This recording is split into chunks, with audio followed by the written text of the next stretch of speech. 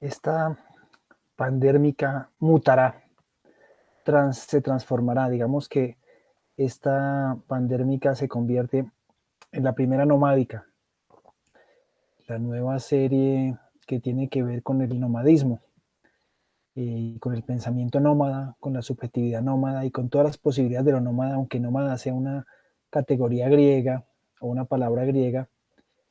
Quería hablar un poquito de eso que me ronda bastante.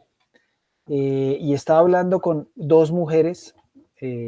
Una es Hannah Arendt, Johanna Arendt, nacida en Alemania en 14 de octubre de 1906 y fallecida en Nueva York en diciembre 4 de 1975, una filósofa y teórica política alemana, nacionalizada estadounidense de religión judía, y una personalidad supremamente influyente en el siglo XX.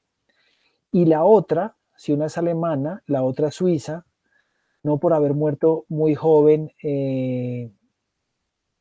no dejó pues de ser una persona tremendamente influyente en los que la conocen, una viajera fascinante que curiosamente murió ahogada en el desierto.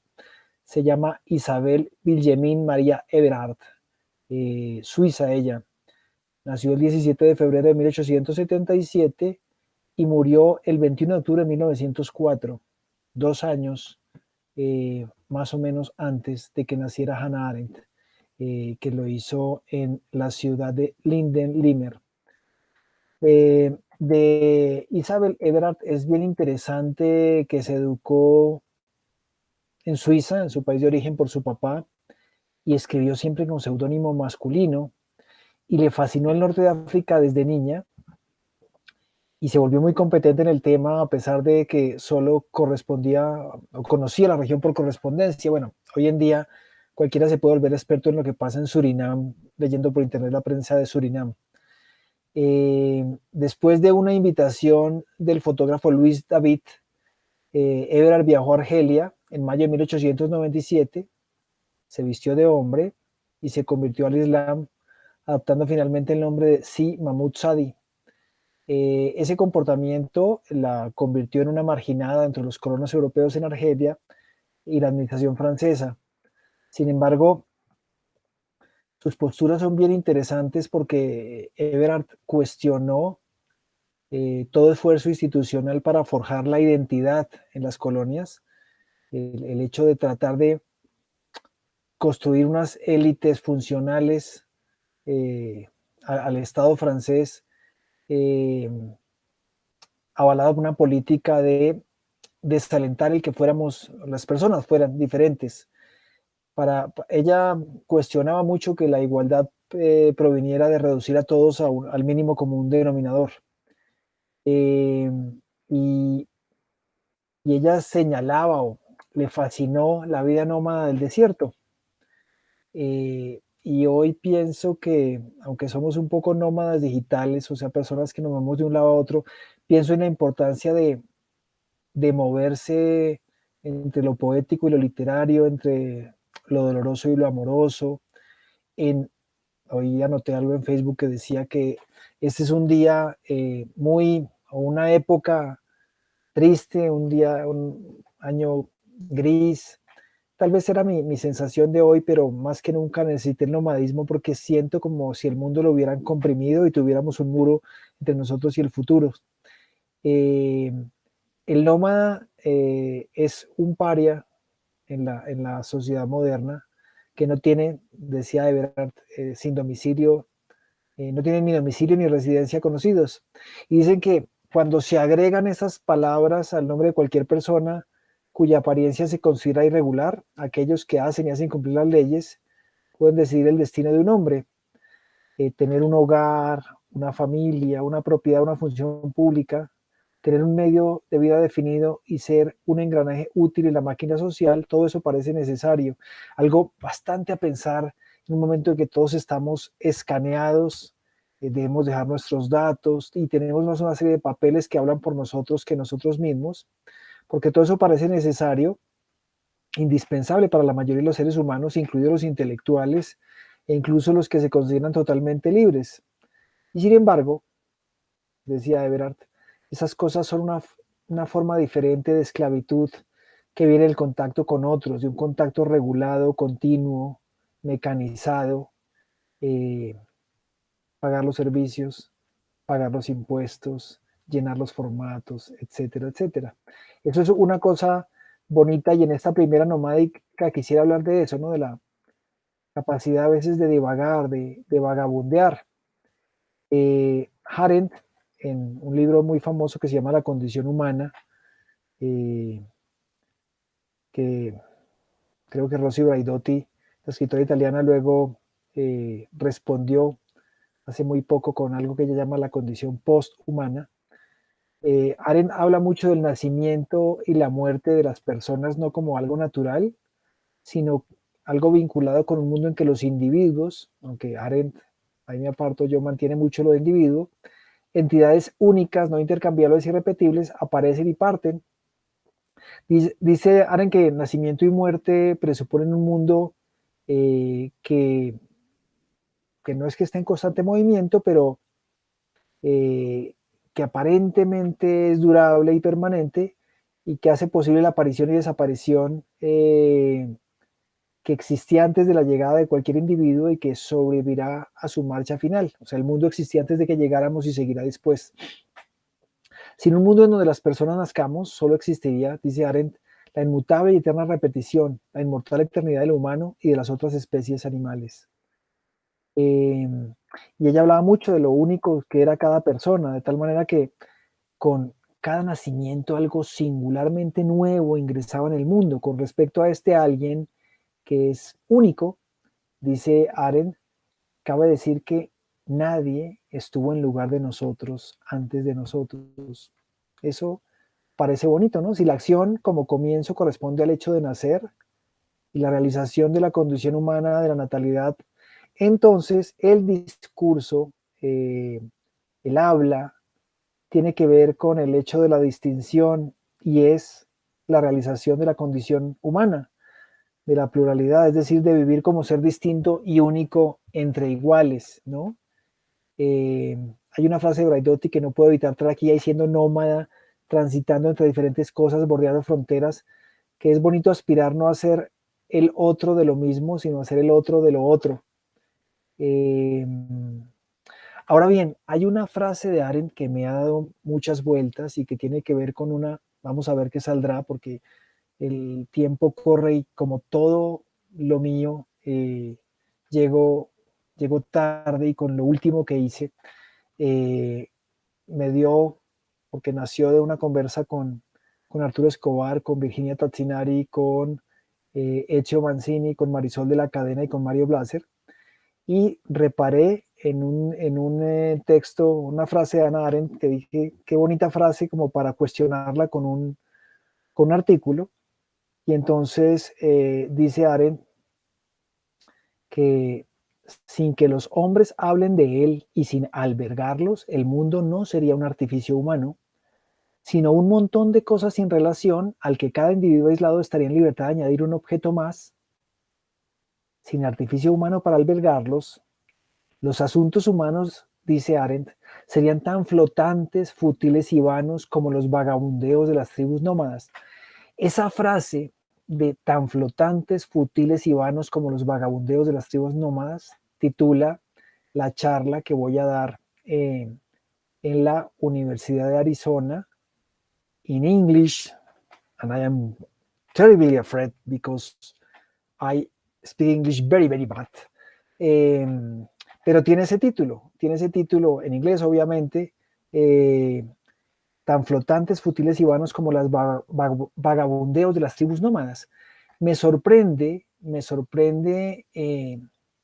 cómo una filósofa tan perspicaz utilizara un giro para decir que los vagabundeos de las tribus nómadas eran flotantes, futiles y vanos. Y no voy a hablar aquí del nomadismo de Gilles Deleuze, eh, sino del nómada, una persona que no tiene un hogar fijo, que va de un lugar a otro para obtener alimentos, para a veces seguir, cuando es un nómada cazador o recolector, seguir la migración de los animales que caza, o seguir la estacionalidad de los frutos que come.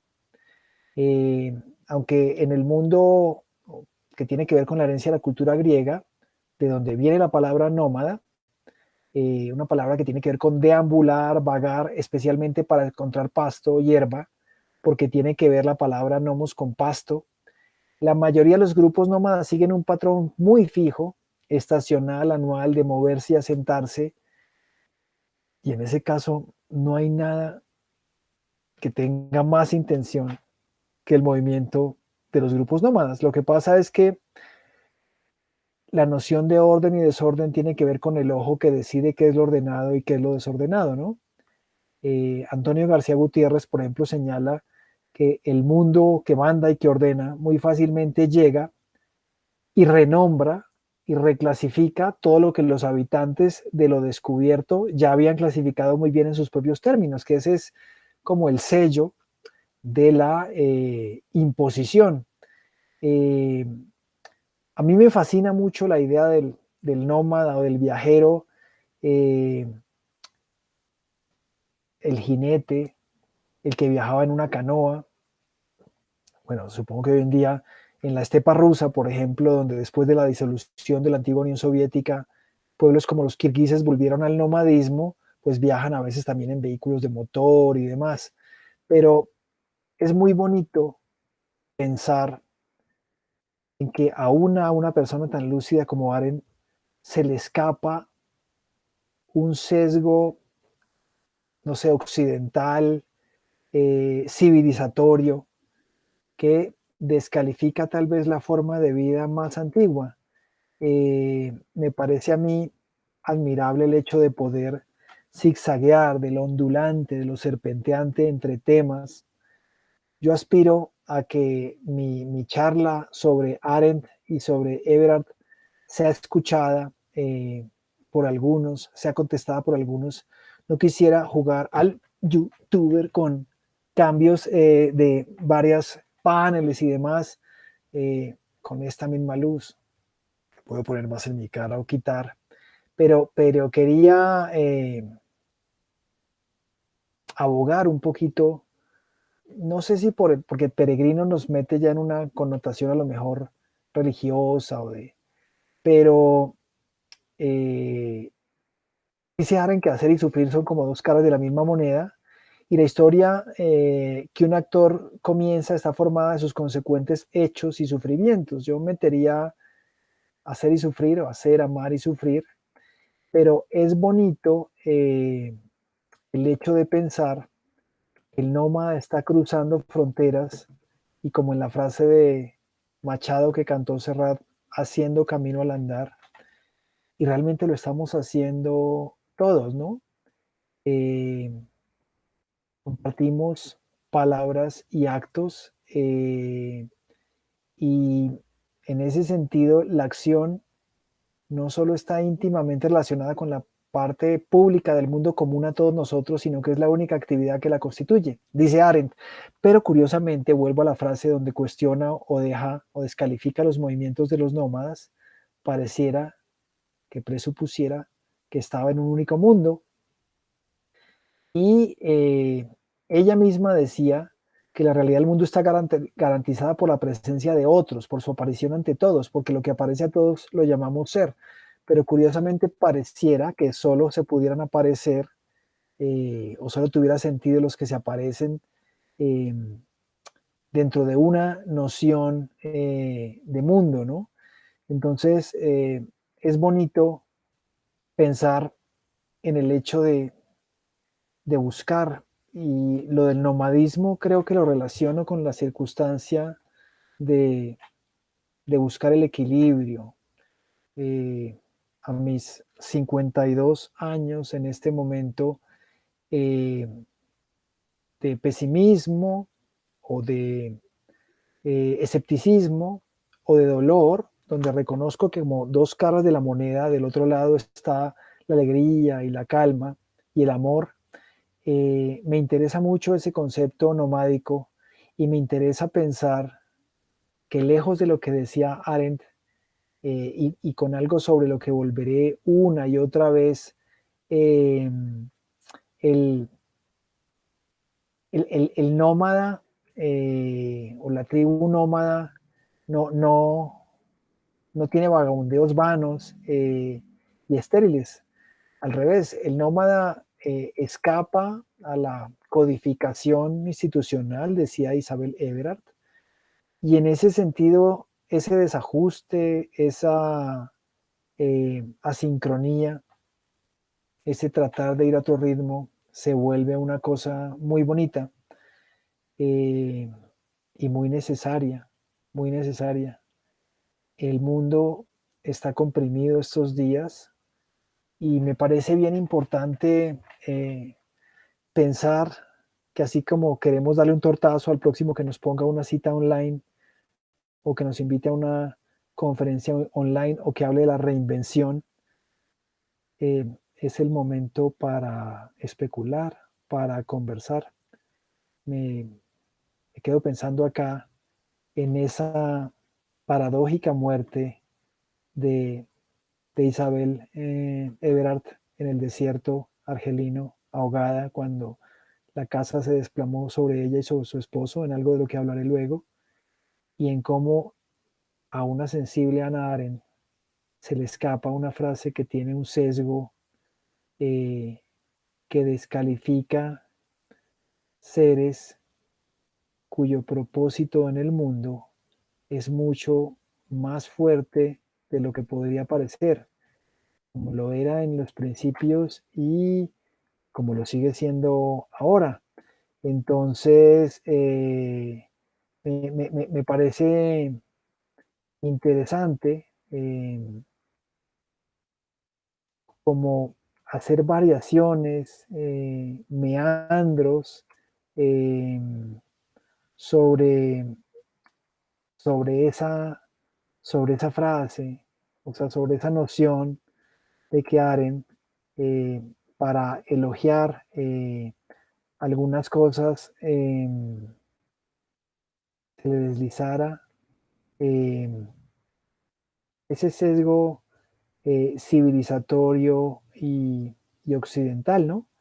Ese sesgo donde eh,